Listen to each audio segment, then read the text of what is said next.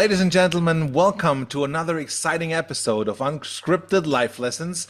I'm very happy to have another English episode with a very special person. His name is Tavis Guild, and he does so many things. A little hint about what he's doing is behind him on these walls, but I will give the word to him. Thank you, Tavis. Welcome very much. Welcome here. You see, yeah, this is the unscripted part, brother. We get to do whatever we want.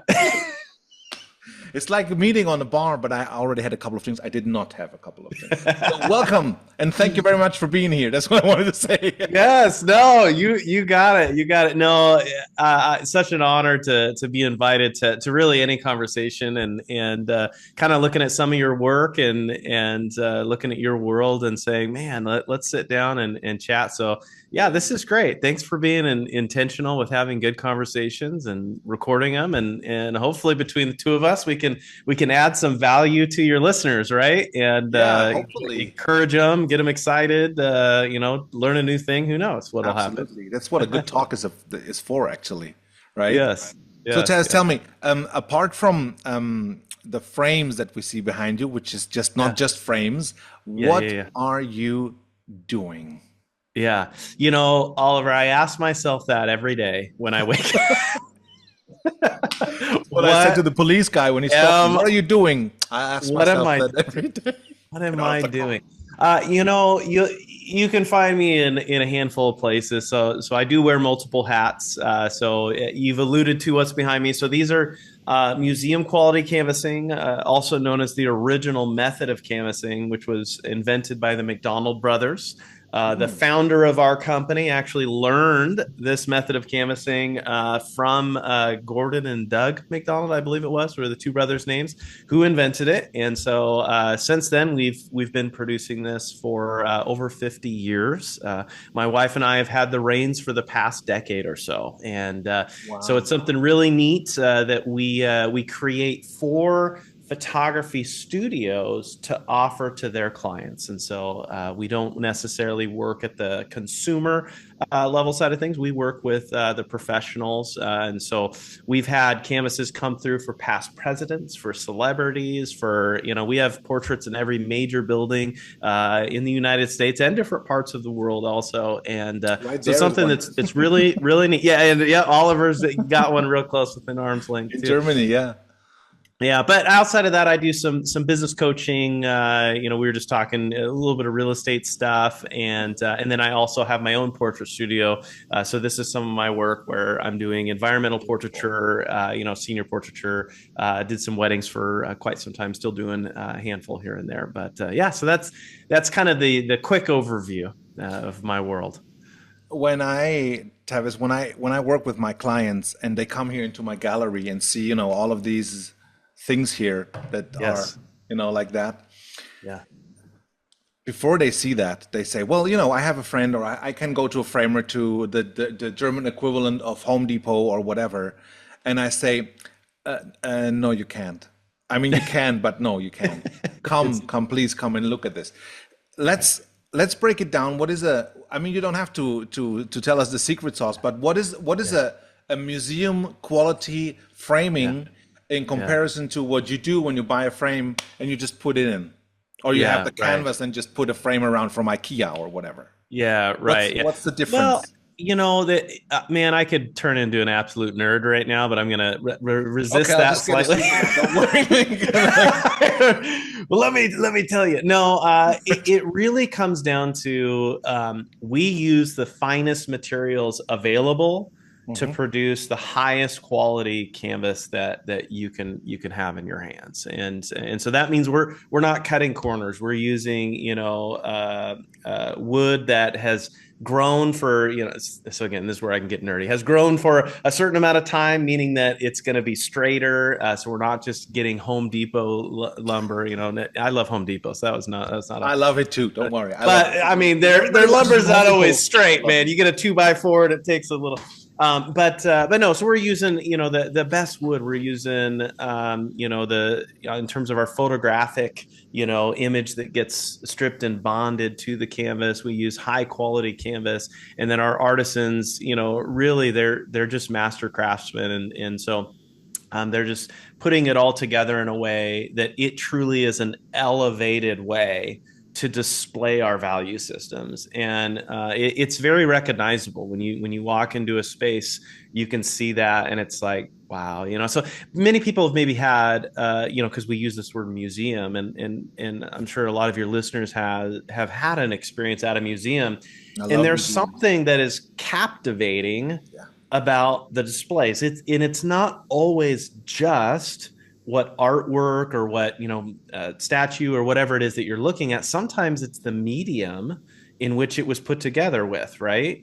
You look at some of the frames, so you say like the framing, so the outside portion here, in museums, those were all handmade for the art piece specifically, right? To be an yeah, extension of that artistry.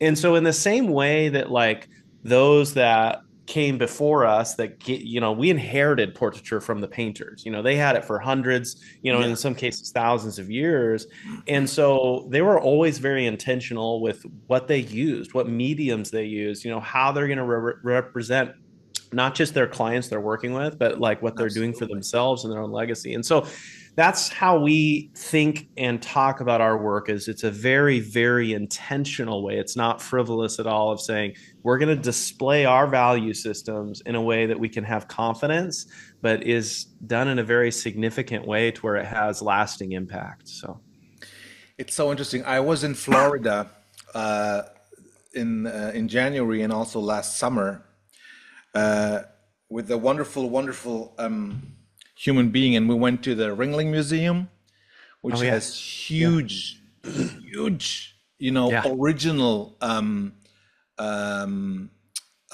Rubens okay, paintings, like yeah, 4 to 5 meters high, which is, I don't know, what is that, 12 to 15 feet, yeah, oh like yeah, yeah, with yeah, frames that thick. And you yeah, could, and that usually is not possible here in the museums. You could just mhm, walk like this close, and see it. yeah, And I was just always looking from the side for the brush strokes and everything. And then when the color starts crackling up very slowly.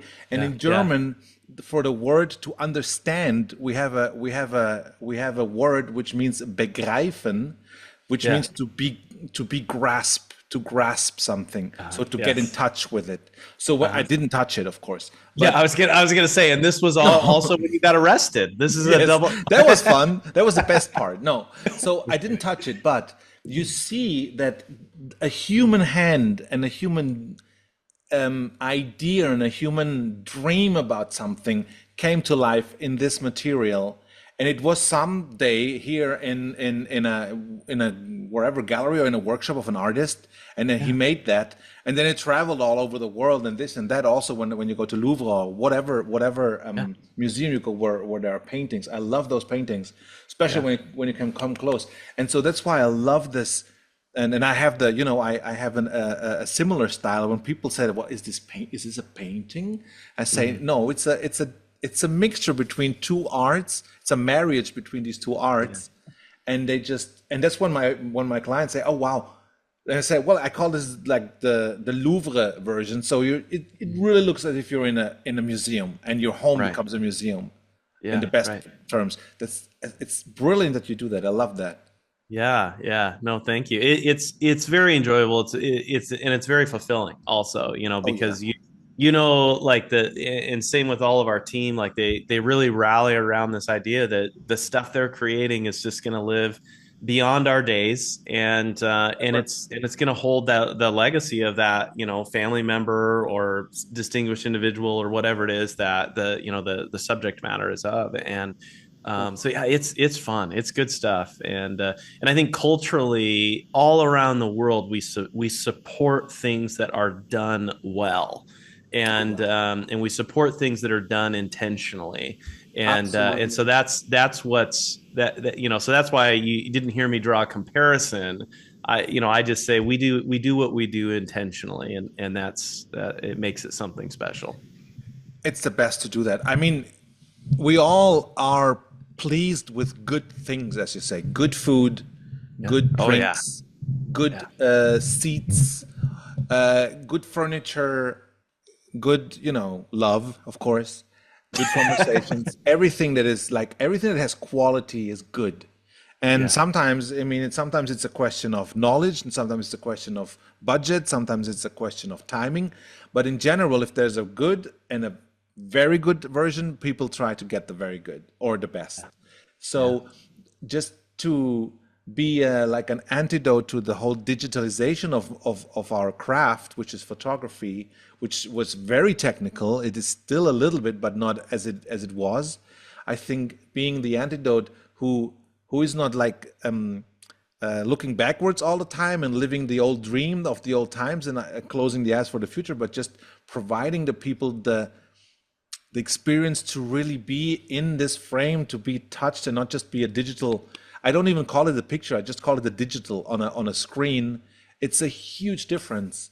Hmm. And I think it was 2 weeks ago, 2 or 3 weeks ago, when a client of mine, she was here 3 years ago with her brother and her mother. She Hmm. was in her late 50s and the brother was in his 60s, and the mother was 80 something already. She just wrote me that her mother has passed, Mm. and she sent me a picture of her hallway with all the pictures of her mom that I took. And Right. she wrote me that she was so happy that she had these pictures of her mother, because of course she had all kinds of snapshots, but Yeah. those pictures where she was here with her have an Mhm. energy in there, and she just loves to look at them. And I had to cry actually when I read that, because Yeah. I was already down, but this was like, oh God. And I thought this is why I love my work so much as a Yeah. photographer. Yeah. Well, And this is and Oliver, it's why it's important, yeah. and we have to be careful to lean into that because that can sometimes, be like a fear or an emotional, sort of thing. But ultimately, in the same way that a doctor is treating symptoms, of your physical body and what's going on there, we're also helping, with healing. We're helping with, remembering, nostalgia, all these things. Like we are most certainly not just solving a problem, but we play a critical role in humanity and how people have always interacted with each other. And this isn't just our time, right? Like you can go back hundreds of years. That's what the painters recognized. Yeah. There's still pet portraits painted. There's families. There's kings. There's coming of age. So Mhm. back then it was like 8 to 12ish, somewhere in that A range. lot of Now it's, hunting. yeah, you They, go back further than that, yeah, and yeah, then now they're making statues thousands and thousands of years ago yeah, of their value systems because it was important and it plays an important role. And so I think what we do, it's an honor. It's great. It's very it is. fulfilling also.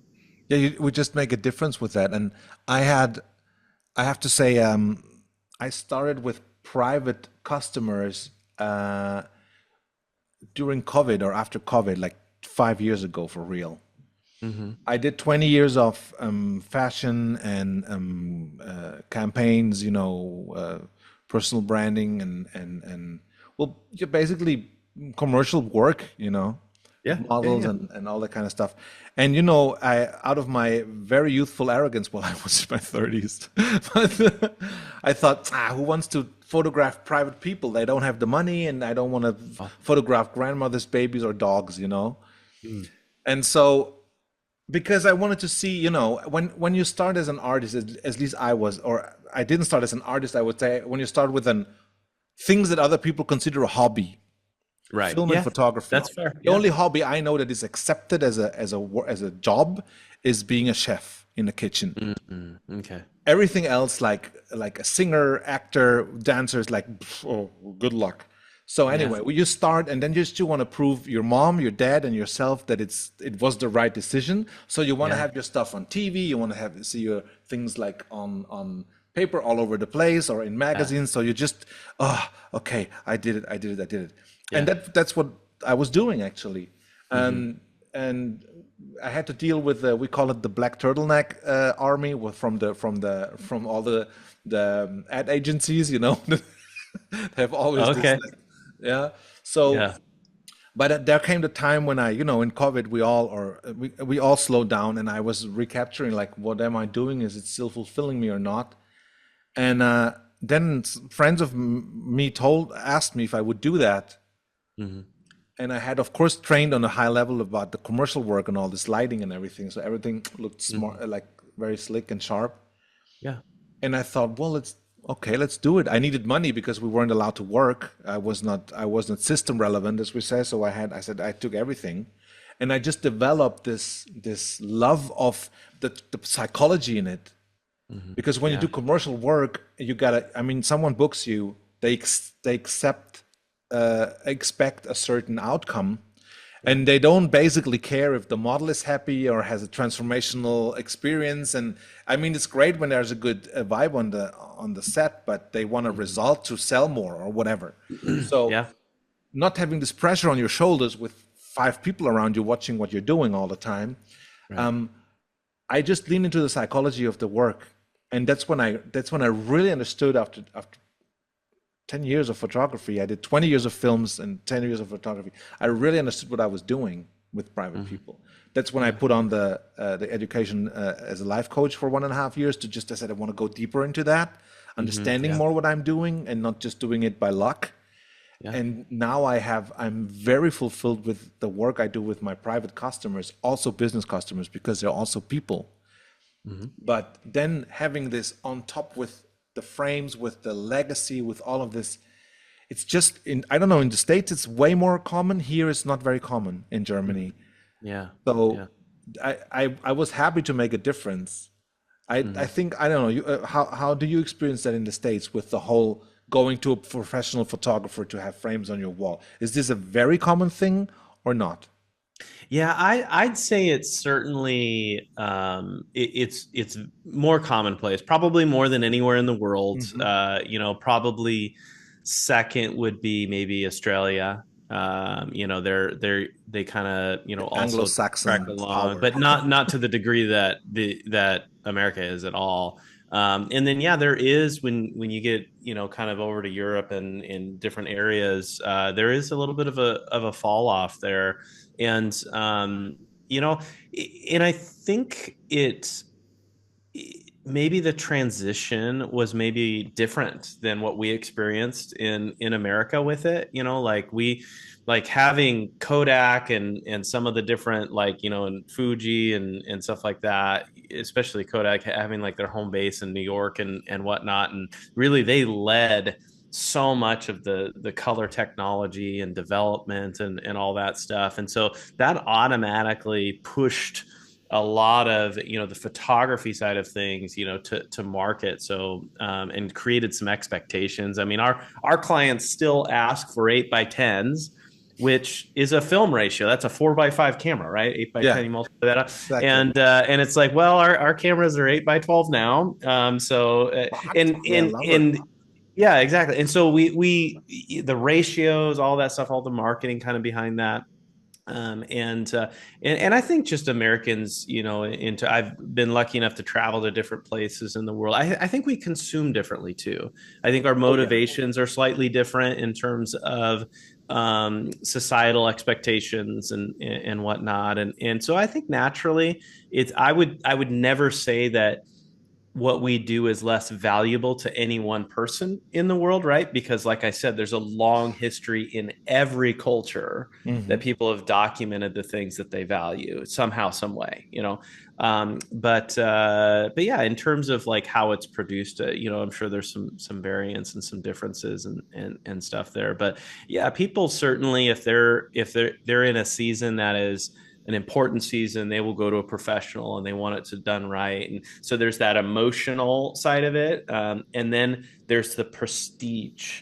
And so that's who you're going to work with. So emotionally, you'll work with a photographer that could be kind of maybe anywhere on the spectrum of quality and Hmm. whatnot. They're going to capture the season in some capacity. But then prestige, producing something, where you're a little more of an expert on lighting, you're a little bit more an expert on posing and Hmm. subject matter and color balance, all that stuff, and some of the digital techniques and photoshopping, right? And then you get to the physical side of how is it being represented. That's all very prestigious. Yeah. And so everyone's going to be a little bit different on that spectrum of like where they're at emotionally and where they're at, with the prestige of what they want to do.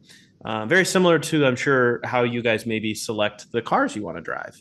There's a practicality around what vehicles you drive, and then you start to pay for the prestige of the Yeah. name of Well, the car, for the absolutely. trim line of the car, for the horsepower. All these things, start to add up, Interesting. and so we consume other products in a very similar manner, also. Well, in Germany, we have the German soul is very different to the American soul because Hmm. of its history and because Hmm. of its values, like Hmm. what is more important and what. Also, Germans don't like heroes. Oh, Americans adore heroes in okay. general. Yeah. Yeah. The only heroes that we like accept for us is in sports. Okay. Yes. So that's why it was like that in the 20s, that the Roaring 20s, Berlin was the capital of the world. And then the Nazis came, of course, and Yeah. everything was stopped. Everything was Yeah. horrible. Big Everything change. that Yeah. was colorful, everything that was LGBTQ was just cut off. Yeah. Yeah. All the good artists escaped Yeah. if they had the money to do it. Yeah. Most of them went to the United States, Hmm. and very famous people now, who made like Billy Wilder or whoever. Universal was founded by a Swabian here. This is my tribe, the German tribe, Hmm. Swabians. And Yeah. so from that trauma that the country had, being an aggressor, like starting a war, losing a war, having this horrible genocide, and losing two generations of men in 12 years, Hmm. never was healed until today. So everything that Right. is like Yeah. prestigious, everything that is like putting yourself in front is people are very skeptical about this. Say, Yeah. Or maybe even something wrong. cautious. Yes, Yeah. exactly. So that's Yeah. why certain Do kinds you of feel like your persona culture leans in, not leaning necessarily into heroes? Like, I want to be like that. I want to wear what that person's wearing, whatever. But do they tend more towards like a mentors, or those that have is coming. had success, and so they're gravitating towards like, you It's know, coming. that person seems happier. That person seems like they have more figured out, or something like that. Do you see Yeah, that more often? I mean, Tony Robbins fills the halls here as well as there, Yeah, but yeah, yeah. the whole personal development is coming. But also, like, there's a lot of people who do a lot of cynical comments about it. But of course, there are also a lot of dark sheep, we say, that are just not really, that good in that segment. Yeah, a little more But destructive. in general, yeah, they just don't know what they're doing, just like doing the Oh, same old, same old. And yeah. we have the people love, of course, certain people like role models in their style or in their tenacity or in their valor to just say what they really think and just take the punches for that. So, but for example, we have like when we have Boris Becker was a very famous tennis player in the 80s. And when he was winning the first Wimbledon with 18 or 17 years, everybody's like, oh, wow, he's the best. Then he won the second one, the third one. It was, oh, wow, how is he doing? And about the fifth and the sixth, oh, how much money is he making with that now? Like it just Yeah, loses. It's very fast, you yeah, know? So the yeah. whole glamour thing, and yeah, We're the same way there. Yeah, like no one cheered for the Chiefs, or football, or American football. Sorry, yeah, yeah. because they're like, oh, they're gonna win three in a row. Yeah, Yeah, so it's like Bayern München. They always win. So you have these very, very, very strict. The ones love them because they want to celebrate, and the other ones just hate them because they're winning all the time. Like it's the underdog love, like in Rocky. yeah, Nobody's for Apollo, yeah, and yeah, yeah. Right. it's just the whole generational conflict we had here in the 50s, 60s after the Nazi time, and the whole media and everything is just not putting like we would never ever have a, a politician who say we're the best country in the world in a million years. Not he would be just thrown like, oh really? Are we? Da da da da da. And there comes a list Yeah, of things that is not working out. So it's yeah. hard for Right. Germans to celebrate themselves. That's why the whole glamour photography, the whole thing is way rarer than in Yeah. the United States, where there's this whole older buildings, this whole celebration of, the whole Hollywood, the very feminine women, the Hmm. painting yourself and making yourself like, visually the best version of yourself. Although we are way more liberal and not so how you call it, like conservative regarding anything physical, sexual, or I mean, we have women who do breastfeed, which is a natural thing for us. That's why they actually have breasts. So, but Yeah. we don't say, "Oh, can you please go home?" or whatever, because if the kids wants milk, well, there we go. I guess He's hungry. Yeah, we he's got don't to eat. judge that. It's just normal. We have parks where people walk around naked, and it's just everything is legit. But it's not. We don't have this automatic connection between nudity and sexuality. That's Yeah. Yeah. it's different. It's also a Yeah. tradition. So, Mm. but celebrating yourself is very hard for Germans. Mm. Not all. I don't want to categorize, but in the Yeah. Yeah. whole, let's say in the I would say the average, I would say the Americans celebrate themselves way more. I don't know if Mhm. they mean it, but they do it. Yeah. You know? They might, maybe they And do it a little differently too. yeah, I don't follow your culture as closely. But yeah, I think that we're all. I mean, we all have our history. We all enter into today with where we came from. But that doesn't necessarily dictate how the day is going to be, right? We're still able to free think shouldn't. and Yeah, come up with that. And I'd say, over here, just being in the photographic industry as far as we are, boudoir, kind of that celebration and empowerment that comes with that.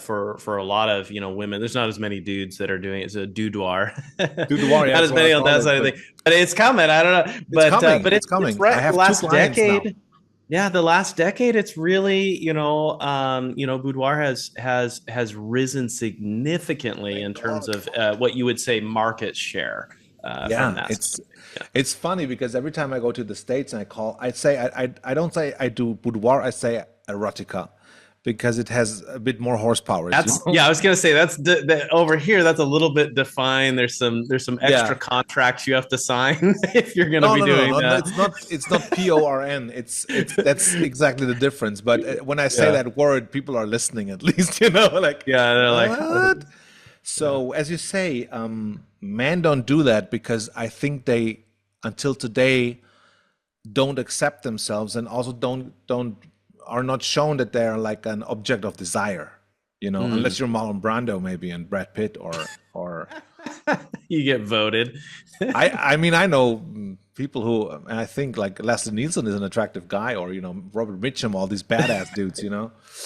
So but Got women to photograph them. Get them in there. yeah, women since I guess ever have been celebrated also just way more physically than men, with all pros and cons to that. Hmm. And I think and nudity and boudoir is just a celebration of not of a sexual body, but just as these old goddess statues in the Greek ancient world, they were always just had a little thing on Yeah, because, yeah. or also like what Something athletes do. draped I or mean, they something. just Yeah, look so healthy and so good. We just want to yeah, celebrate that. And yeah. I'm very happy that this is coming more and more. And the interesting thing is, have you ever done boudoir photography? I've no, it's never been. We do families, multi-generational families, high school seniors, and weddings. So within our Okay. portrait studios, we've done it for like some wedding clients and stuff. Kind of the bride and whatnot. But we haven't leaned into that categorically as something Interesting. for our portrait Because studios. I So I ask well I know more. Actually, I'm not sure. I think I know more female photographers than male photographers here. yeah. And I asked them when they do boudoir, when was the last time someone was photographing you in a boudoir style? Oh right. Yeah. Some of Yeah. the some of the girls say yes, and the Yeah. guys look at me like, "What?" Yeah. It's like, No, well, that's I you've I got do it that backwards, Oliver. I do that at least every 2 years Yeah. because yes, because I think if you, especially as a man, we are bigger, we are stronger, we are different usually. If there's a female client, undressing in front of you or having, lingerie, lingerie, how is that? Lingerie? Lingerie. Lingerie? Is that what you're thinking? Lingerie? Yeah. Lingerie. We're gonna get Yeah. into, yeah. How do you say And just, steps into the vulnerability of undressing and just showing herself.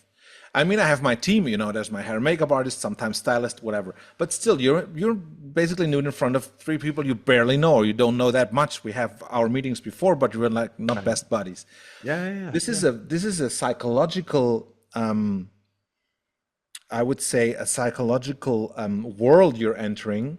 If you have never been on that side as a photographer, how the hell do you want to, you know, like deal with it, or also just help posing and just how to say, like drive this whole energy, Right. because it's us who do that. That's our job as a Yeah, photographer. So yeah, I yeah. always recommend men and women photographers to please be photographed if they do boudoir in boudoir style, if they do glamour in a glamour style, because Yeah. not many photographers, most of them hate being photographed. It's the funny Yeah. thing. They're like, Yeah. oh no, oh no, oh no. And Yeah. I think you should know the other person's side, and that makes your Yeah. own work and your own sensitivity and empathy way more skilled than when you're just always on the production side and kind of hiding behind Mhm. your little device. Yeah. Right. Have you ever had Oh, a photo shoot as a yeah. There client? have I Yeah, have I been photographed? yeah.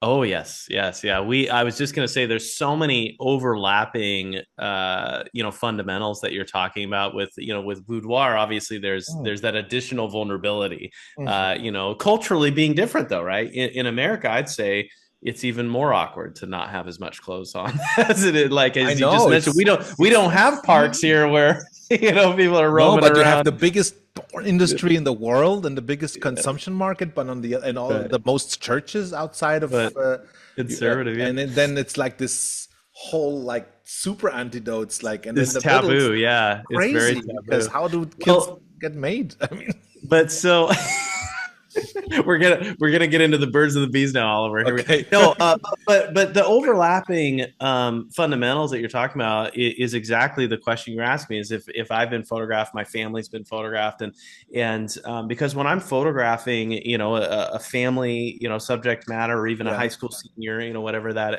my subject matter is, they're not professional models in almost every instance, and so they're like, am I dressing right? Am I smiling? They don't know, right? And so we talk about us as photographers really getting at that psychological level, you went on your journey with some of that life coaching stuff to like to get even more skilled and precise, and saying I need to understand the human condition more so that I can make them look natural and comfortable, and so that the season that we're photographing is accurate. And so yeah, my wife and I we actually make a pretty big deal out of everywhere that we travel to, because we travel quite a bit.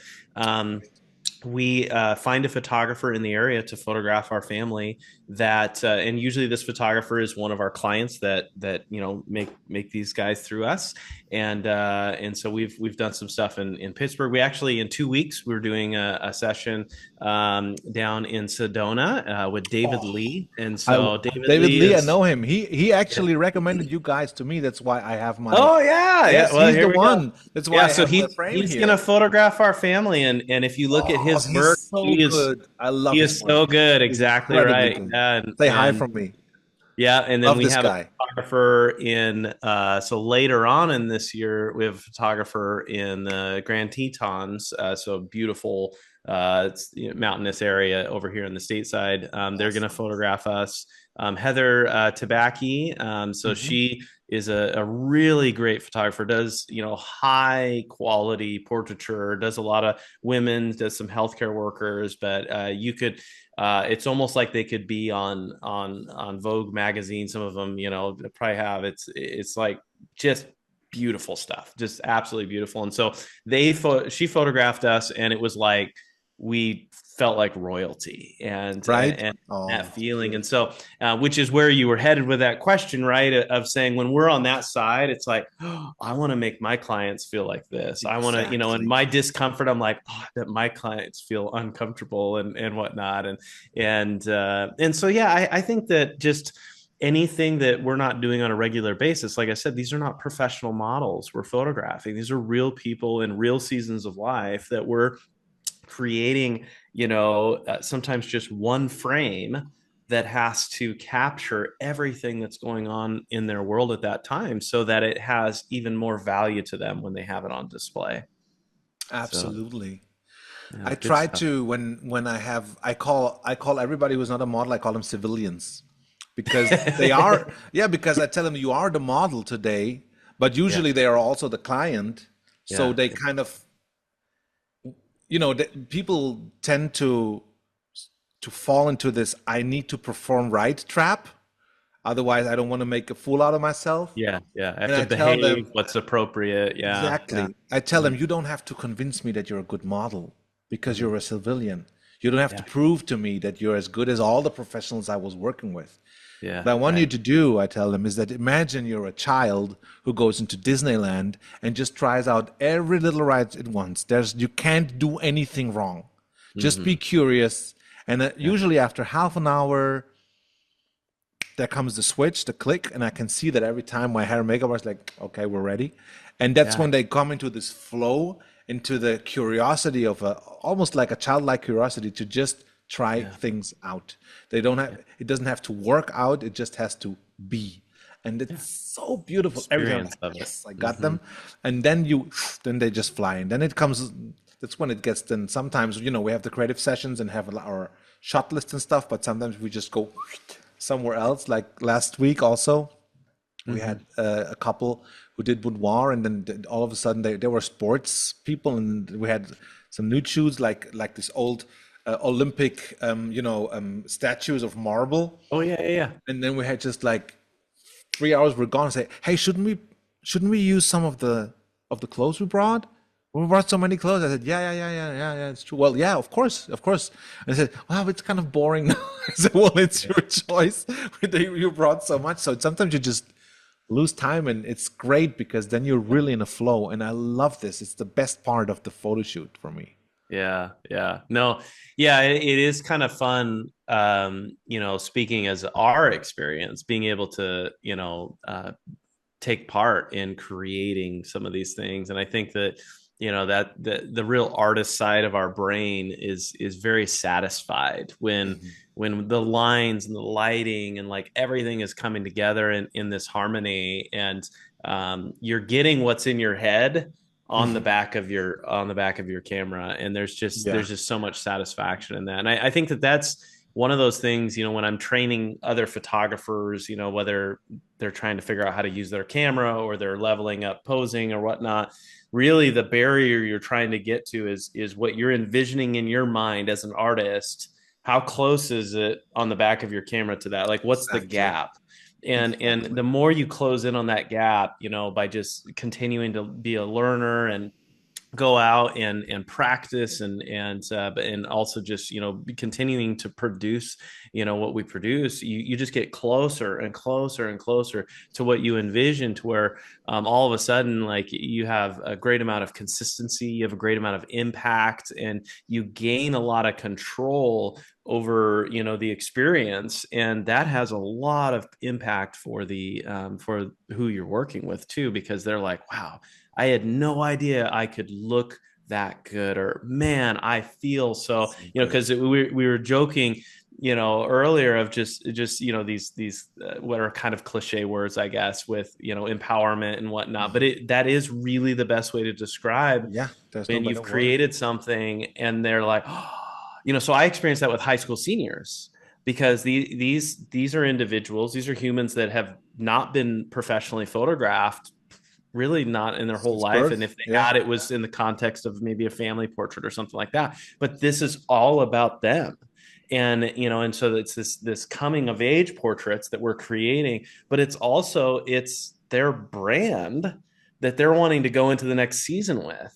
Hmm. And I can't tell you, we'll create something and I'll flip my camera around, which some photographers don't show them. I love to show, spin my camera around and they look at it and they're like, oh my, and they're like running to the next spot because Yeah, they want to make more. And it's just like my like a heart is child just sinking again. at that point because I'm like, they're going to wake up tomorrow with a totally new opinion of themselves that is going to be healthier and Yes, better and it's going to open up more everything that they're complete. going to be doing moving forward.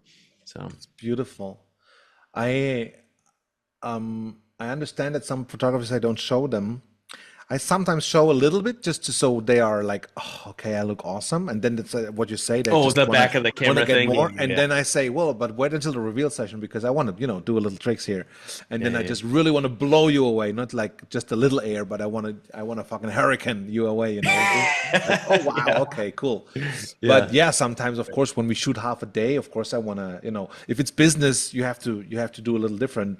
yeah, But I just love how powerful photography can be with people and how much they can reconnect to themselves.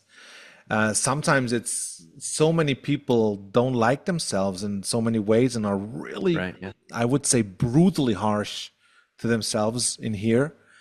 And the way they talk to themselves and their brain is really, I mean, they would never ever talk to like that to their friends or to their kids or spouse or whatever.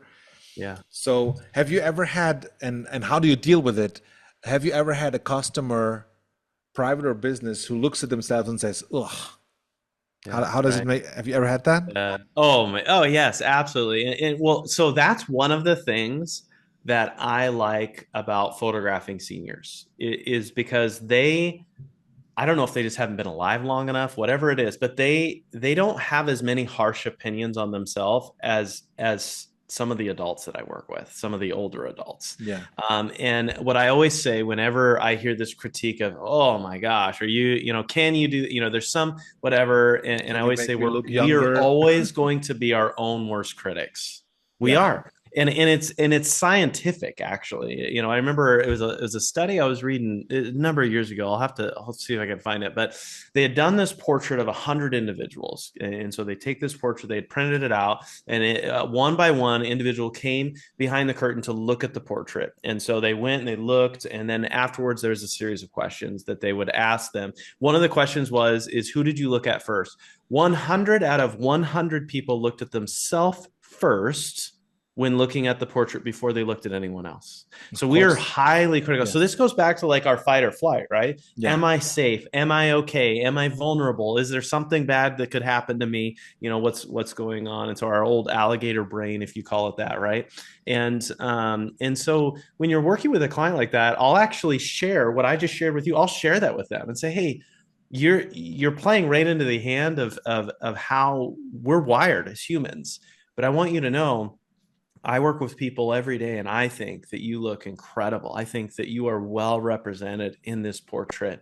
If we want to make some adjustments, to that, you just have to be a little bit more vulnerable with me. And I can see that, maybe I can support that maybe the light or piece of fabric was laying in a way that accentuated something that maybe you're sensitive about, and I can make some changes to that to where maybe it's not as accentuated in how you, Prominent. because I Yeah. want them to like it, right? But I want Hmm. them to also know, like, we can't, like, I can't satisfy something that, first of all, that bar is always moving. If maybe it's a weight issue, if they lose weight, then they're going to want to lose more weight, and then they're going to, like, so it's a moving bar. Culturally it's different, right? With America, how we see some of that stuff, and what's kind of, again, marketing and culturally shoved down our throat. And so you just navigate that. I found that it's just useful when a client brings up those objections about themselves. You just work through it at a real level and say, hey, I want you to like this. I want you to look good. Yeah. I also want you to know, like, because at that point they do see me as the expert. They do trust me. And I tell them, I want you to know, I think you look incredible. And I won't lie to them if like, it's just like, let's check. No, but, Oh, but but no, sometimes people think that. Yeah. everyone's beautiful in their own right and in their own season. And it's not, I don't exist to manipulate a season Yeah. to make it for somebody else, right? I create it for that family. It's their season for them. If it serves someone else, great. But ultimately, it was created to serve them. Oh, How do yeah. you feel when they say, ugh? Yeah. It's, It's I get sad, right? hurt It's physically. anytime any of our friends do the same thing. You know, you're out at dinner and they're just like, "Oh, I got," and they'll make that passing comment about, maybe what they're eating and some perception of, their body or something like that. And so we I think we all there's a little bit of empathy there because they're Mhm. working through something. Maybe someone said something to them. Maybe there's some sensitivity around certain things. Maybe there's stuff they can't control, and yet, the societal messaging is pushing against that, and so I think that just being genuine of hey, don't pick on you. I'll cheer you on if you want a healthier lifestyle or you want to make it, all that stuff. But we can't just tear each other apart, and that starts with in our own mind, right? Not tearing ourselves apart with that. And Yeah. so that's how I view it. I'm sure there's a lot more psychology that can go into those things. And yeah. It's very interesting because I mean usually when there's a hair and makeup artist, which is for me absolute paramount and very important to have, as soon as they see themselves in the mirror, they're just like women mostly, they're blown away. And they say, Yeah. oh, wow. And that's the Yeah. first big step of confidence in the whole process we work with. When someone sees themselves, it's usually when there's a little pressure or when there's no, there can be several reasons, and they have this, oh, Mhm. I, I personally, I mean, I'm not like annoyed or something, but it hurts me physically Yeah. in here. Yeah. And Yeah. not because I say, how the hell can she say that or can he say that about my art? No. It's just Yeah. how can they be so harsh to themselves? I mean, I have pictures of myself where I think, Yeah. oof, Yeah. Yeah. of Yeah. course, of No, course. my wife's taking it, just like, Amy, I think maybe we should delete that one. Yeah, there has been better ones. But if a photographer takes pictures of me, like because I love to do trade shoots with other artists, even if I mean, I have myself under control as far as if I see something where I really think, ugh, and I'm good with posing, of course, I know how to present myself usually, but I also see if I gain some weight or not. Damn it! But I try to not have this harsh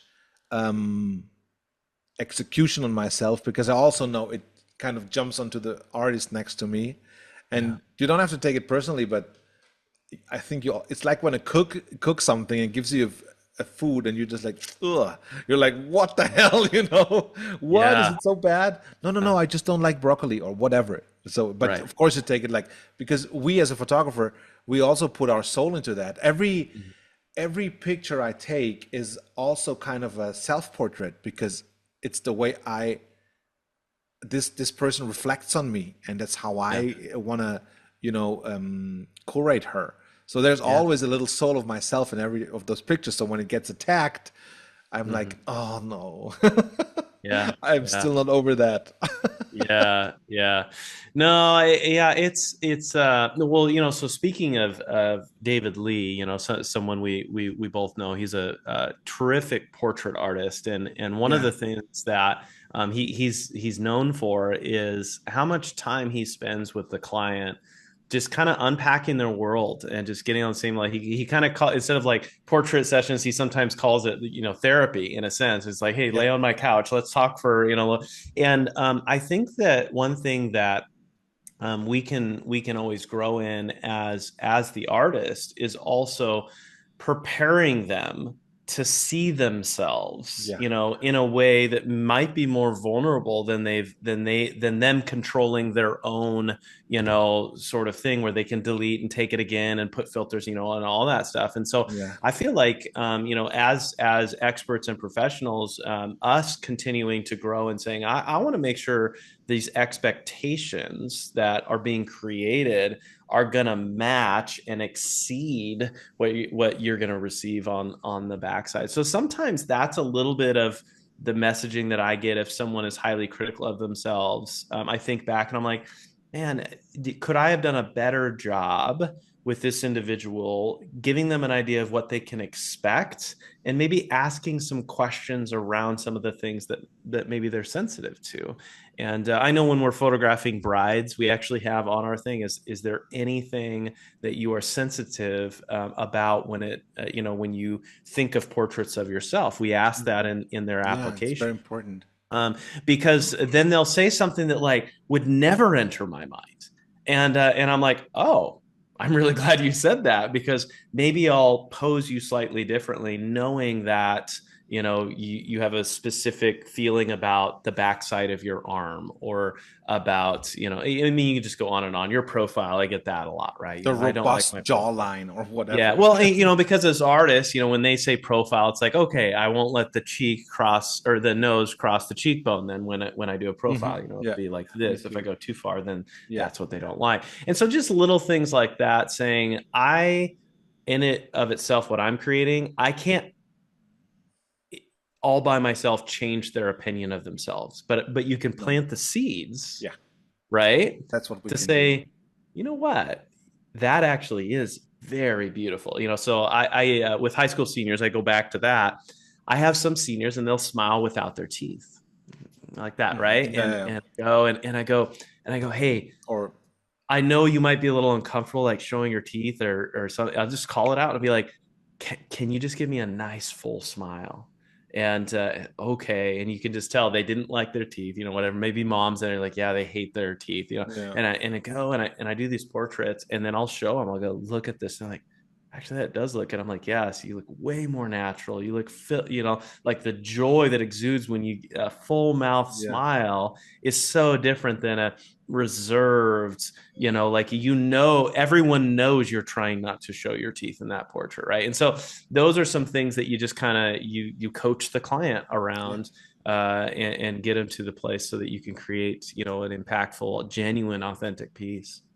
And that's the most important part about being a portrait photographer, because what you say, I mean, I spend half a day before we shoot, a week before or something, and because I really want to get to know this person, so I also know how to handle the person.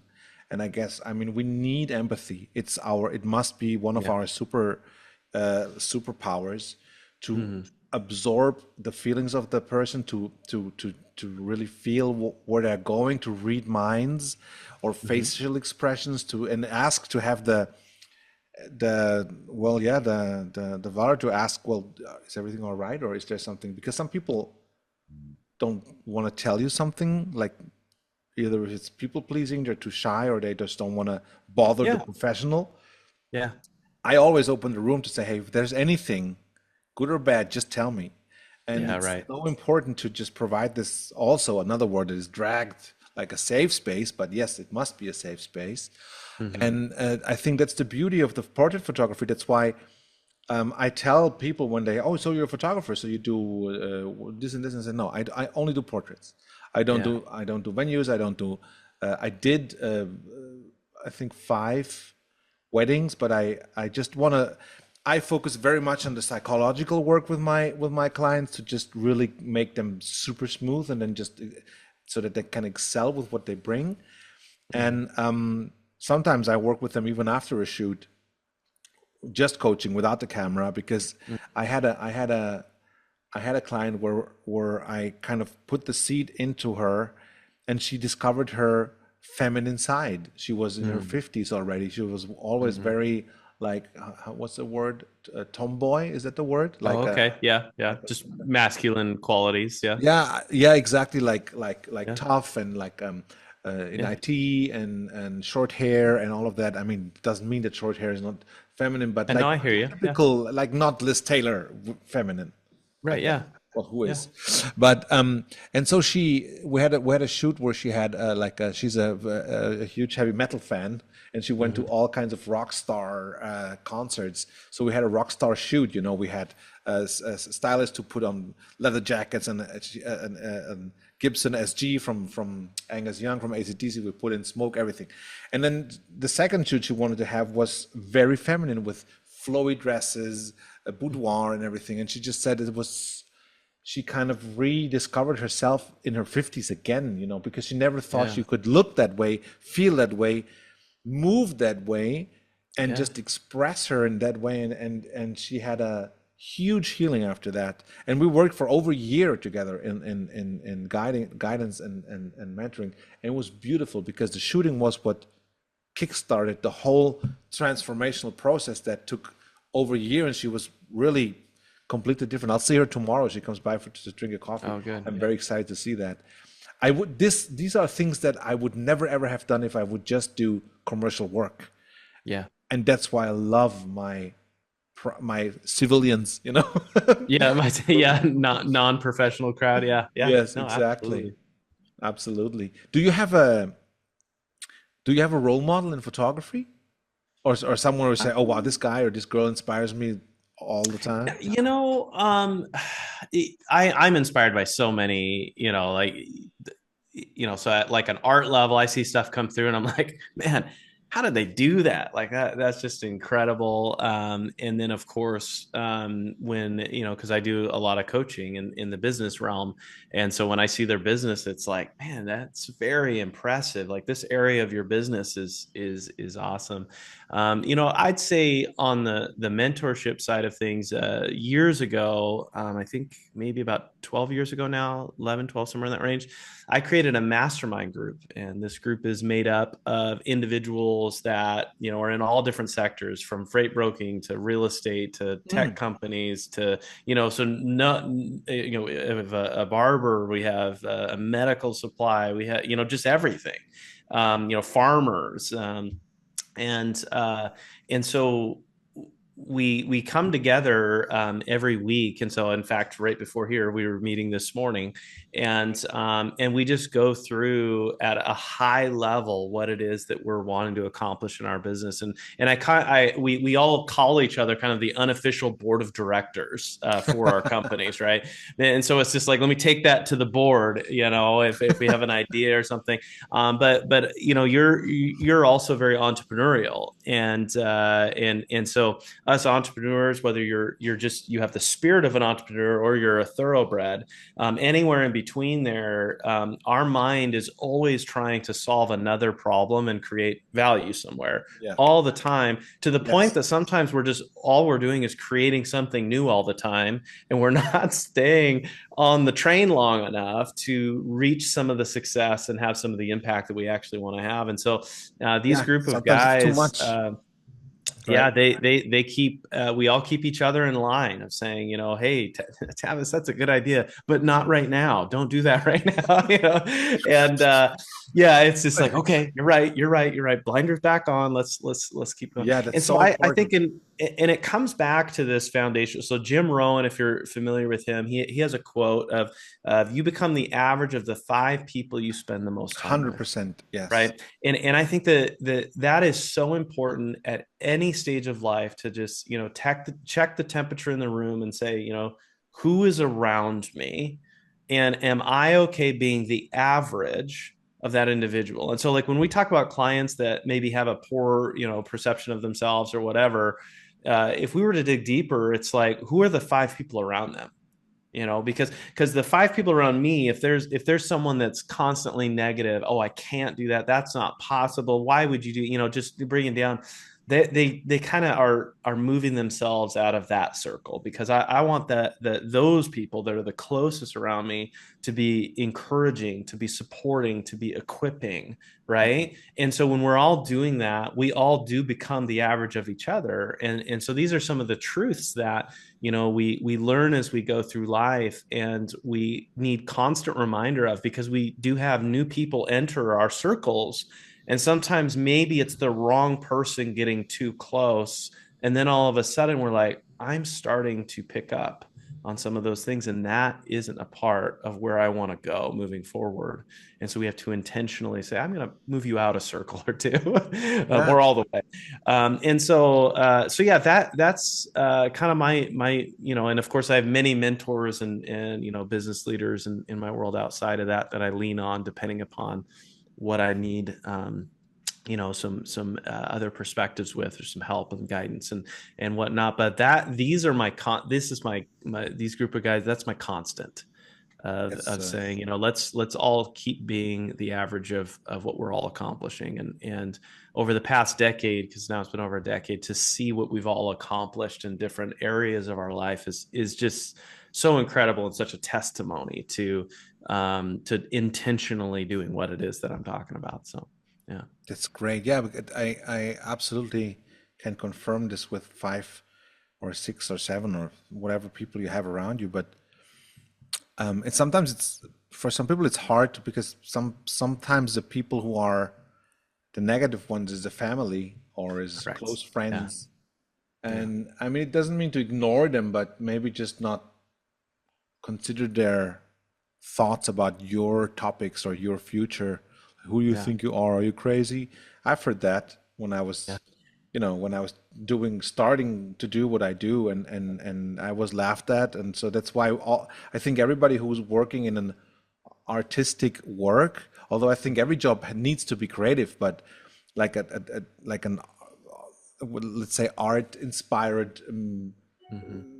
entrepreneurship has these demons from their youth Yeah. because it's not safe. It's just a hobby. There's millions of those. If you open a restaurant, nobody says anything usually because there's not just one pizzeria in town. But if there's already a photographer, oh, but there's already a photographer. Are you sure Yeah. you want to? Yes. So what? Yeah. And so I guess this constant nagging from the beginning that most people give out of love and protection. They want to protect Yeah. you from failing, Yeah. which is Yeah. well meant, but in German we say well meant is not well done, Yeah. and so that's when you really need to go away from that. And then when you have your Yeah. success and come back, and then they usually are a little bit more relaxed and see, okay, well, it Yeah. wasn't just a dream, Yeah. but you can't do Well, that. in you're speaking to a little bit. So there's a couple ways to kind of approach this. Being the average of the people. You can passively, be paying attention to who's around you, or you can be actively saying, "Who is my circle of influence?" Yeah, Right, is another way to describe these people that are surrounding you. And I think that when you're actively, because your thought of saying, well, what if it's a family member? What if it's a spouse? What if it, like all this stuff? And so the difference is that when we're actively saying, I have a circle of influence around this area of my life, and we've made a conscious effort to where when we're hanging out with that family member, if they try to influence that, you in your mind have already made up, I'm sorry though, you're not in that circle of influence. I will politely nod and say, okay, and then change the subject to yeah, something that you are in the, so if it's families, familial stuff and whatnot yeah, and whatnot, but they're not the business expert. They're not the relational expert. They're not, like all these things. And so when we do that passively, then yeah, it gets confusing, it gets hard. But when we do it actively, we just know I'm not going to remove you as like a friend in my life. We can still be friends, but you will no longer have influence over this area of my life, exactly. because I don't want to be the average of how you talk about that and how you perceive it. I don't think that that's going to bring any health or wealth or anything good in my life. So therefore, I'm going to intentionally move you out of that influence circle. And it's the same thing, so in business, so this is my business group, right? I give them the bandwidth to have influence on my business decisions. I do not give that bandwidth to everyone, right? I do not take business advice from everyone. I will hear it and then nod and smile. But then there's other areas in everyone's life. You have your Yeah, faith areas, you have your hobby areas, you have, things that, other people have achieved something that you're wanting to achieve. And so therefore you're like, I'm going to allow you to have some influence in this area. And so it's just this not drifting and just bouncing off the walls of it, but instead intentionally saying, no, no, no, no. I'm going to be actively participating in who I'm allowing myself to listen to.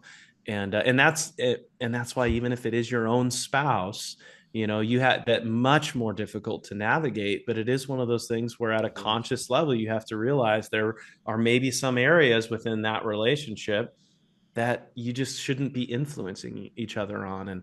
And so yeah, that's kind of the way I look at it, is very intentional when it comes Mhm. to the people that are around you. Yeah, that's a very smart way because not for all topics it's the same five people, of course. No, it's not. So Yeah, it's very sometimes different. one person can be in one circle of, like how to clean the house, Yeah. but maybe not good for if I should do this investment. Exactly. Right? Yeah. So, There's or very the other few way people around. you'll come on. Yeah. There's very few people that'll be in all circles. Very, Yeah, very few. it's almost never like So that. yeah. But we just have to make the conscious effort. That's the Yes. we have to say, where are you in my life? And am I listening to stuff from you that maybe I shouldn't be? And then just taking that information and knowing I'm gonna hear you, but I am not gonna let that land. So How did you come up with the idea of doing what you do now, as with the frames, with the art, with all of that? Did you just yeah. have you always wanted to do it, or how was Yeah. it? Well, so yeah, this was started long before, I was alive, because this company that my wife and I, now have the reins of, they started over 50 years ago. And so when you go back in the history of the portrait studio, every photographer usually produced everything they did in house. There weren't these labs, as we call it, right, to send work to, in the same way that there is today. And so everyone kind of learned this method of canvassing. So if you talk to someone who's been in the industry for some time, they'll say, "Oh yeah, I know strip bonded McDonald method canvassing. All this stuff. Hmm. They're familiar with it." And then as you get to more higher robust mainstream, like boom, get stuff in and out, you get a little bit further away from some of the artisan qualities, like how I was talking about, towards the beginning of this conversation about what it is that we do. And so when the founder had passed away, my wife and I, we live in the same town, and I had a relationship. We'd already been discussing with them like what it looks like to have us be a part of that business and whatnot. And when he passed away unexpectedly, we ended up saying, "Oh well, let's do it." And so we jumped in, and there was a lot of things we didn't know, and then there was a lot of things that we were very confident in. And again, being surrounded by those people that are saying, okay, let's, having people come alongside us and help us with some of the things that were maybe blind spots. And then just growing it and reaching more and more photographers was what we did. We didn't need to change the product or change anything along those lines. It really was saying, how can we make more professional photographers aware of what it is that has been created for so long. And especially with new photographers entering the industry, they don't enter the industry with all of this knowledge. And say, I mean, I'm still learning stuff about our industry, and I've been in it, coming up on 2 decades. I still got a lot much longer, to be in here, and I'm still learning stuff every single day, and I love it. Beautiful. And so that, yeah, so when that all happened, my wife and I took the reins, and it's been really fun. It's very, very enjoyable. Lots of great interactions, a lot of new friends, and yeah, good stuff. Awesome. So you kind of took over the company that already existed, or bought in, and then you just made it Well, it and like was it was at kept a it alive. state. Yeah, it kept it alive is probably a better way. It was at a stage where it was not set up to move forward without someone coming in and just kind of saying, I'm just gonna, you know take it and go with it. Hmm. And so it was at a crossroads of, if we didn't intervene, it would have closed down. Oh, And that was also one of the things that, for my wife and I, were like, our industry can't lose this. Like, this is so incredible what's being created here. We need this to move forward. And so a little bit of that passion behind it, and then also saying, and this can also just be, a great opportunity. And so that's kind of the route we went with it. what's the biggest frame you ever produced? All right, so we have a 147-inch canvas. It's out in my lobby I gotta there. do the That's math. a little over 12 feet. Still gotta do the And math. Like 12 yeah, feet, four yeah, so a meters, I little guess. over 12 feet long, That's and in fact, they don't make frame stock, right? So like the outside of the frame, they don't make frame stock that long unless you do custom runs, and so we actually had to splice and Dremel and integrate the frame on the outside. I of course made the mistake of creating the portrait. Oh, there we go. Yes, meters to feet. Yes, yeah, there we go. yeah, So yeah, it's very, it would huge. span outside of the frame behind me, like it just Yeah. keeps going. And when when we created it, I didn't measure like how to move it around the building, and there, like as we were creating it, we're like, we can't get it in our finishing booth, and like trying to like jerry rig a couple things. But it's, yeah, it's a beautiful piece. And in terms of like the McDonald method of canvassing, it's one of the largest I have heard of. I haven't heard of a larger traditionally, strip bonded canvas Yeah. that larger than 12 feet. I've seen some 10-foot ones and stuff. And so to my knowledge, it's the largest traditionally mounted portrait. Obviously everyone can print on inkjet for days until it's a billboard, right? But this is a Like a very carpet. specific Yeah. method of canvassing that is yeah. When we were making it, we actually had to heat up the whole room that it was in, so everything would stay like malleable, because it's kind of there's a little bit of like not a wet process, but there are things drying, glues and paints and stuff as it's going Mhm. through, and you have to kind of keep everything a certain temperature. So Is it a like a hidden secret how to do the this kind of canvassing, or are there other companies in the world who also do that? Because yeah, here it's I not didn't a find one actually in No, yeah, Germany. it's not a hidden secret. So if you look up the McDonald company, you obviously have to navigate outside of McDonald's, the restaurant. But the McDonald family created the McDonald method of canvassing, and they made their own presses for photographers.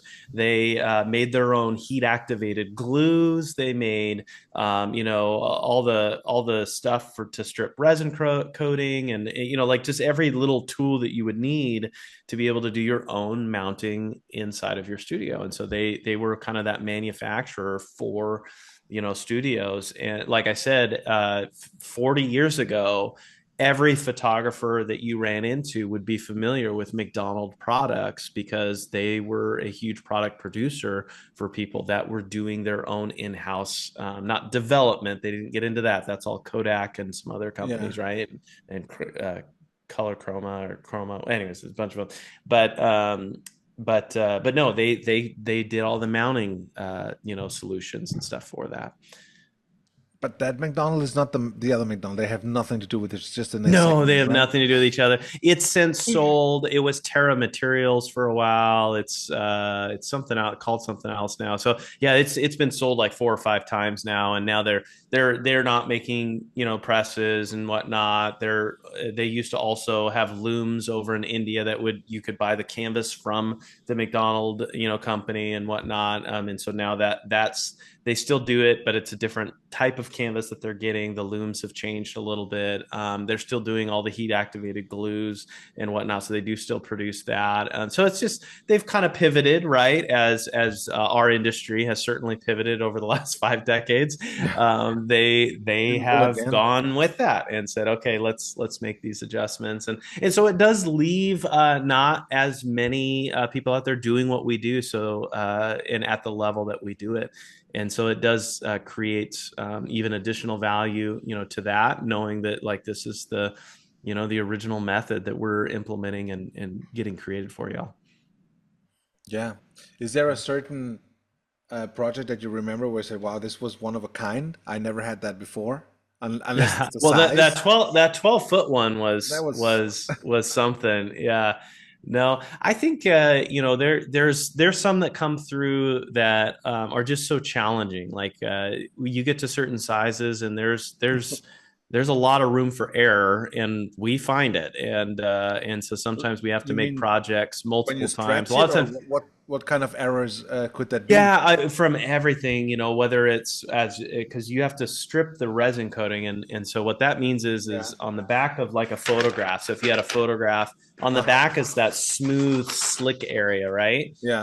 That's resin coating or RC layer. Okay, and so when you're separating that from the emulsion, which is where Yeah. the image is, Yeah. then what you're getting is you're getting just the emulsion layer that can then be pressed into The canvas. super, super, super thin. Yeah, but as you go through and you strip that, it's its own substrate. So it can go up and down and dig into the image and all that stuff. So sometimes you have to have stuff reprinted because it dug in. So yeah, during the stretching, sometimes you can rip, if you're putting too much tension on something and rip it. You can have, I mean, there's just a lot of things, too much heat in certain areas. I mean, every part, like, so here's what I'd say is that what we're doing has been well documented. Like I said, just like making chocolate chip cookies has been well done. Everyone can make chocolate chip cookies. In fact, you and I could have the same ingredients to make chocolate chip cookies in front of us. Yeah. But when we both make our own cookies, are they going to taste the exact same? No, sir, they will not. And that's because of technique and knowledge. Yeah, exactly. A little bit of show. No, but it's because of our approach to it.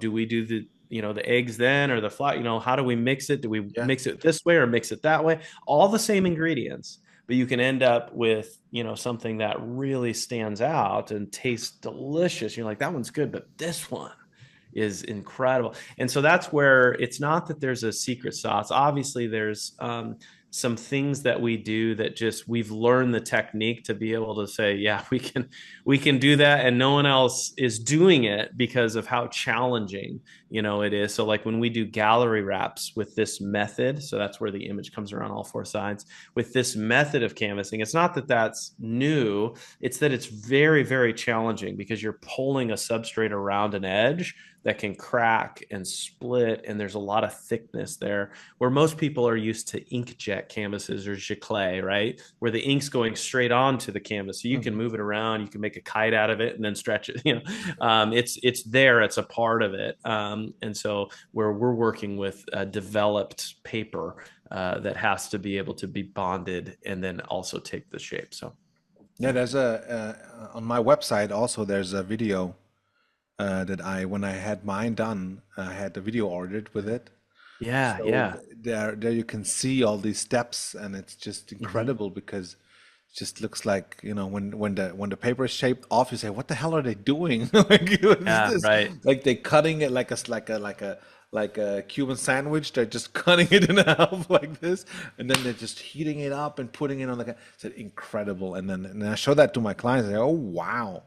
I said, Yeah, yeah, that's yeah, not what you get when you order it on, all yeah, these companies you have, which is usually plastic and not real linen. yeah. And it's beautiful. I can highly recommend any photographer who watches this to get in touch Yeah. with you to prove themselves uh, worthy enough, I guess, Ah, to have. Yeah, because I think I well, I like that appreciate you're that. not the only company, but also other companies in here in Europe, they only work with professional photographers, and you have to send them your resume and your portfolio so they see, is this really professional, or is Right. it just uh, a GWC, guy with camera? Yeah. So yeah, because everybody's a photographer. Oh, awesome. Yeah, Yeah. well, yeah, Yeah. but and so I think it's a great quality stamp, or how you call that, Yeah. that you only work with professional artists, Yeah. and it's great because I guess Yeah. otherwise you would be, I don't know, you're already busy, but just imagine everybody would come. I mean, Yeah. it's not a cheap thing, of course. It has its Yeah. price, but it's Yeah. good value has good price. So but still I was just like over whoosh, like a huge wave of people say, oh my God. Then Yeah. you have to open up franchises all over Yeah. the There you world. go. There you go. But Yeah. then it's not exclusive anymore. So Yeah, it's a different business model, and yeah, we've explored that, but we do like working with other businesses and making sure that they have something that is, I mean, really, it's not very accessible by the consumer. And Yeah. they would have to work with an artist to do it, and so that creates a lot of value that the portrait artist then gets to increase for what they're wanting to accomplish Yeah. with their studio. So Exactly. Exactly. yeah, good stuff. Awesome. Well, that was a super interesting talk. Yeah, no, that was good. That was good. I enjoyed it. We went all over the place a little bit, and but that's the goal, right? Is to go into psychology and people running around naked in a park, and then come back to making canvases. And And not so being arrested. not yeah, no one got arrested. Everyone's safe. Yeah, it's actually it's in Munich. It's in Bavaria. Bavaria is the Texas of Germany. It's the biggest state and the most traditional state. I don't know if Texas is Yeah, the most traditional state, but I have yeah, family there who says everything's bigger in Texas, baby. Lord Jesus. Oh yes, like this, you know. So yeah, they're very Catholic and very very yeah, proud of themselves. And in yeah. Munich, there's it's called the English Garden, Mm-hmm. and that's where the nudist park is. So, Yeah, and it's yeah. really cool. And I mean, in summer, in winter, there's nobody. You Yeah, know, yeah, it's just that'd be a tough sell. it's so funny when I have a family visit over from Mexico, and they Yeah, come in, let's say March or April, and we have let me do the math. Otherwise, it's not fun. It's yeah. when we have like 17 degrees or something, or 16 degrees Celsius, which is in Fahrenheit 60 Oh yeah, Fahrenheit, yeah, and a little bit of sun. Germans put on their shorts, yeah, t-shirts, run out, have a yeah, cigarette, a coffee, whatever. Oh, summer. And it's like, what the hell? I'm so yeah. cold. No, it's still cold. It's still Yeah, it cold. Yeah, is. But I developed actually, I feel way faster colder than I was when I was a little younger. Now I'm 46. When I was in mm, Florida in January, it was the coldest January since years there. So, but yeah, I had to put on the heater because I was freezing, and I said I came to Florida for heat, and then yeah, when I flew home, well, then it went up to 78, 80 degrees, and I said, you know, yeah. but yeah, so that's the fun thing about. Have you been to Germany? I have not yet. No, no. I would love to go there, and Well, here's why: I'd love to go to some of your beer festivals that are over ah, there, I and thought so it's the because it, castles. It's the yeah. Well, castles, so cars, or beers. yeah, Cass. Well, here's why, Oliver. So I don't know if you know this. So Tell where me. I'm at in Yakima, we grow 70% of the world's hops, right? So we have the largest hop distributors in the world here Oh, in my really? town. And so I've gotten to know a lot of the Germans that are part owners in these companies. And because they'll come over and I photographed them, I photographed their families and their companies and all that stuff. And so I've gotten to say, oh man, I would love to go over and experience this over there because we're the beer capital of the United States here. Really? I didn't When know it that. when it comes to yeah, so you could in the same way like in California they have Napa Valley, you'd go wine tasting. Yeah. Well, here you go to breweries. It's from one brewery to the next brewery to the next brewery, and we're also the second largest producer of wine behind, of course, California. Oh, And okay. so our wines and our beers and a lot of culture with that around here, That's awesome. and all of our hop farms. And so I always, because a lot of people think of your home of oh great beer and all that stuff, and I was just like, well, if you drink a beer right now, if you go out, there is a 1 in 7 chance that we grew the hops that made that here Wow. here in my town. What's that town called? So Yakima, Washington, yeah, and Yakima, so the Washington. whole kind of northwest, this little kind of down into Oregon too, and Washington Also area. close to your Uh, future 51st state. I'm sorry. yeah, yeah, we'll make our own little state here. It'll be just Close to beer will Canada. be on our flag. But no, yeah, we grow all the hops. A lot of the production of that is actually in Yakima though. So the It's creating the interesting. extract and stuff like that. So It's fun pretty neat because stuff. in Germany we have I don't know how many thousands of breweries, especially Hmm. in the south and in Bavaria. Actually, if you're when you're unemployed and you get help from the state, like money Yeah. wise and everything, it's your right to have, I think, 3 bottles of beer a week because Oh wow. it's considered as a nutritious food, which it is, Yeah. and Okay. it's not considered as alcohol in Bavaria only. So it's kind of Yeah. that's why they call it also the bread in a bottle, and Yeah. it's Oh, okay. and if Yeah. you see, I am from Baden-Württemberg. Delicious calories. That's what Yeah, it. there's calories in that glass, so I don't drink that much. But my state, which is the next state to the to Bavaria, we are the like the most the richest states in those 16 we have. It's Okay. called Baden-Württemberg, which is the Swabians and the Badens.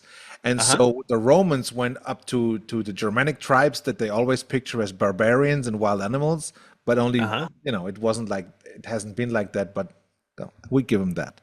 So Yeah. they Okay. they ran against our forces and they just lost horribly, the Romans. And Yeah. so they build up this wall, the limes, which is called, and you can still see that the lines sometimes, or there's just nothing in there where they built that. And so everything southwest of that wall, wall they had made Yeah. of palisades, which Yeah. is up my region in France and Italy and Spain. Hmm. They have Yeah. very strong connection to wine. Here is very much wine. As Yeah. soon as you go east of that, it's beer, beer, beer, beer, beer. Yeah. It's like the Interesting. Yeah. country is like divided by beer and by wine, which is very Interesting. funny because Germany is very small. It's a third of California. Yeah. And Wow. so basically, Germany is famous for its beer. Yeah. France and Italy and Spain are famous for their wine. The German wine, the white wine is famous, Riesling, and the Pinot Grigio, the Grauburgunder. The Yeah. red wine is good. It's getting better because the temperature here also is, the global warming is helping that actually. It's one of the few Yeah. good things about it. Yeah. But yeah, it's interesting what countries are famous for. Here is usually beer, but it's just this one, mostly Bavaria is the part. That's why they're so proud because they Yeah. say everything anyone knows about this country comes from Yeah. us. It's the Yeah. lederhosen, Sausages and beer. yeah, beer, bretzel, and the leather pants, Yeah. and the And the women in these beautiful dresses that accentuates their bosoms. yeah, the later hosen or whatever. Yeah, lederhosen and dirndl. It look beautiful. I love dirndls, Yeah, of course. no, that's funny. Yeah, Well, well, if you ever come visit, yeah, we'll. I'll give you. Most people have never even seen what a hop farm looks like, and so I'd they love don't to see that. how it grows or anything like that. And it's kind of fun. Yeah, So they like here they grow like on a string, right? yeah. Okay, so yeah, I guess yeah, because you guys, yeah, you would be. I'm actually talking to one of the few people that actually would know and be a little bit around it because there's just a couple pockets in the world that the conditions are just right to grow hops Yeah, without them getting too moldy and without it getting too yeah, temperature right. sensitive. But yeah, they grow to the light, so they Yeah, make a full circle as the sun yeah, grows, and they just grow up to about 16 feet. yeah. It's And super high and like very. It's pretty beautiful. Yeah, yeah, and no, it's that's neat. it's yeah. I mean, beer is the first in the 15th, 14th, or 1500s. Hmm. Beer was the first food that had actually was protected by law Yeah, worldwide yeah. because as soon as they knew the fermentation they just mixed everything together they could find and just sold it as beer, and in Yeah. that time anything that had alcohol was cleaner than pure water from Yeah. wherever it dwelled Oh, because sure enough. of Yeah. bacteria. Right. So everybody Yeah. was constantly a little bit like drunk Yeah. with beer and schnapps and whatever. So then one king of Bavaria, I don't know his name, but he said, "Well, no, we have to. It's just three things that can go into beer: it's water, hops and beer, and malt, I guess, Malt. right? Yeah. Yeah. These Yeah. three Yeah. things, nothing Yeah. else. The only Yeah. thing that you can change is the amount of what you put in. Yeah. That's it. Right. Yeah. And Yeah. that's why the German beer is protected since over 500 years by law what to put in. It's Yeah. funny. It's Yeah. I think worldwide the first protection law of food. It's never had. Oh, wow. Yeah, of That's, course that's, beer. yeah. Yeah. Well, I mean, it's, It's a it's holy, yeah, important. it is. It's No, a good that's thing. neat. That's Well, neat. if you Yeah. ever come to Germany, I would love to give you a tour here to all these little 100%. breweries because well, I can say that to anyone who comes to Europe or to Germany, don't go Yeah. to the big breweries. Go to Yeah. those small local breweries. They always have usually a restaurant in there Yeah. with Yeah. delicious like homemade food from right Oh from the yeah. grandmother's heart. Oh And yeah. that's when you Yeah. really experience through food, you experience Absolutely. the culture of different countries. It's I love to eat, unfortunately. Yeah. Also love to Yeah. cook, but yeah, I'm happy to receive you here as Yeah. long as I'm here until I move Yes. to the Yeah. States. Okay. Very good. Very good. Yeah. No, we'd love to do that. Perfect. Tavis, All right, thank Oliver. you very, very Yeah. much for being here. If anyone has any questions or anything to add, please write it into the comments. You will also have all the contacts of Tavis Guild. Yeah. And well, of course, now they told me to say that. Please like, share, subscribe, click the button, and ring the bell. There we go. Do it. See you next Yes. time. Thank you so much. Yeah. Bye. Bye bye now.